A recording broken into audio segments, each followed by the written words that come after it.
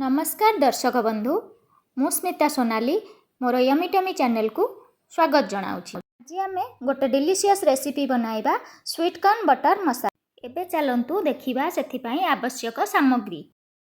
मु एठी गोटे बाउल स्वीट कॉर्न नेइछि, गोटे बड़ कैप्सिकम को छोट छोट काटी नेइछि, गोटे टमाटो, काजू 10-12टा, चारु मगज 3 चमच, जीरा गोटे चमच, अदा हाफ इंच, डालचीनी खंडे आउ गुजराती 2टा मु नेइछि। एबे गैस रे कड़ाई गरम करी मु सेथिरे गोटे चमच रिफाइन तेल देई देइछि। तेल गरम होई गले मु सेथिरे काजू, चारु मगज, अदा, डालचीनी, गुजराती, टमाटो, जीरा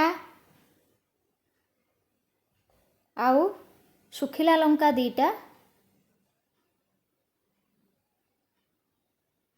2टा पकई भल कि भाजी नबा। मसलाटा टिके हल्का भाजी होई गले ताकू आमे गोटे ग्राइंडर रो जार को बाहर करी आनिबा।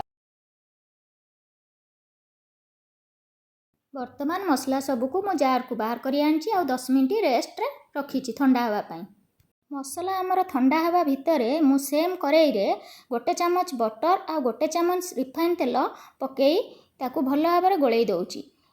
जेहेतु एटा बिना प्याज रसुणर रेसिपी तेणु मु एठी रिफाइन तेल यूज करिछि। एबे मु तेल रे गोटिए तेजपत्र पकई देइछि आउ भाजी रखिथिबा मसलार पेस्ट बनेइकी एथिरे देई दउछि आउ सेथिरे किछि पानी देई मसला को भल भाव कषि नेइछि।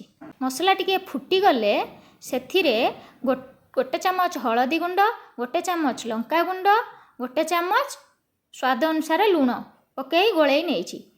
मसला को भल भाव कषि देइछि। मसला टिके कषि हो गले सेथिरे हाफ टेबल स्पून चीनी पकई देइछि। मसला भल भाव कषि हो गलानी मु सेथिरे काटी रखिथिबा कैप्सिकम को पकई गोलई देउछि। कैप्सिकम मसला रे भल भाव भाजी होई गले मु सेथिरे स्वीट कॉर्न पकई नेइछि आउ भल भाव मसला को कषुछि आ गोटे बाउल पानी देई देइछि। एबे मु ताको भल भाव गोलई टिके फुटिबा पई छाड़ी देबी। एबे देखंतु हमर तरकारी फुटी गलानी सेथिरे गोटे चमच कस्तूरी मेथी देई देइछि आउ ताको भल भाव गोलई देइछि। एबे गैस रो फ्लेम को बंद कर नेइछि, गोटे सर्विंग बाउल काढ़ी देबी। वर्तमान आमर रेडी हो जाइछि गरमा गरम स्वीट कॉर्न बटर मसाला।